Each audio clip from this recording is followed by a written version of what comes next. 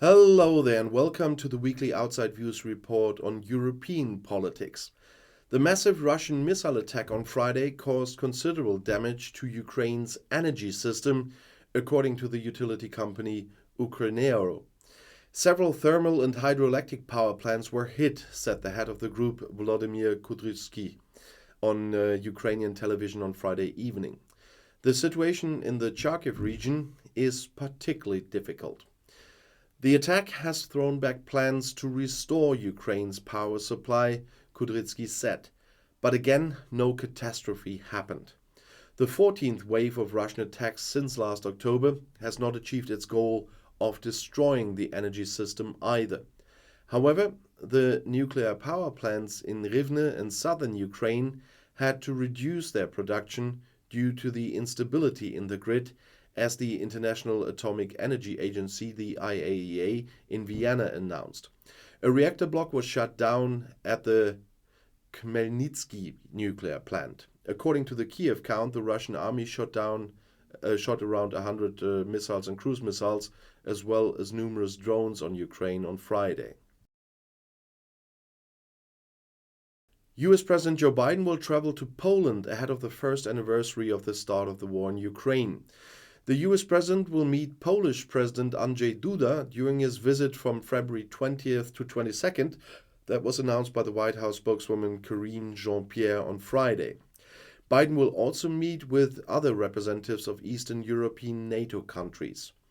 A speech by Biden is also planned with a view to February 24th, the anniversary of the Russian war of aggression in Ukraine. The speech should be about the support of the United States and its allies for Ukraine. In recent weeks, there has been speculation that Biden could possibly combine a trip to Poland with a visit to Ukraine. When asked, the White House did not provide any information and emphasized that there were no further stops on the journey to be announced at the moment.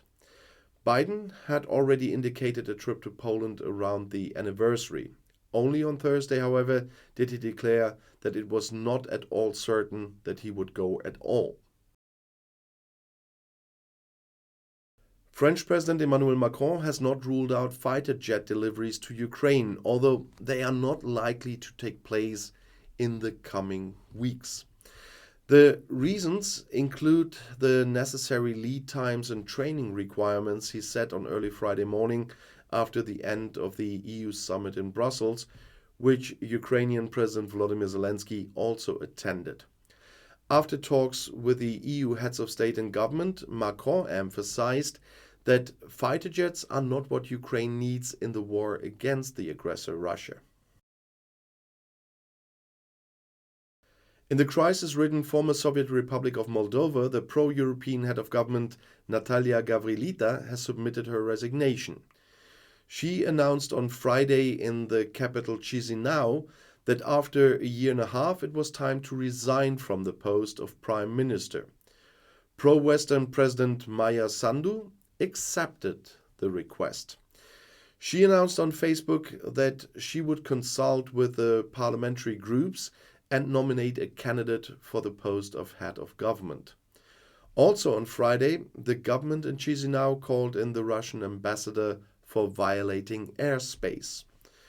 Russia in particular is fighting for influence in the country between EU member Romania and Ukraine. For example, Moscow controls the Transnistria region, which had broken away from Moldova and has also stationed troops there. The West accuses of Russia of wanting to destabilize the situation in the impoverished agricultural country that is striving to join the EU. Because of the upper price limit for Russian crude oil decided by the West, Moscow has announced that it will cut oil production from March. As previously stated, we will not sell oil to those who directly or indirectly use the price cap principle. That is why Russia will voluntarily reduce its production by 500,000 barrels a day from March. That's what Deputy Prime Minister Alexander Novak said on Friday, according to the Interfax news agency. A further reduction cannot be ruled out. In December, the EU, supported by the countries of the largest industrial nations, the G7, set the upper limit for Russian crude oil at $60 per barrel.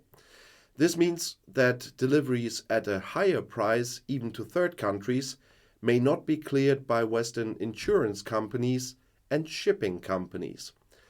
The measure serves to deprive the Kremlin of revenue for its war of aggression against Ukraine.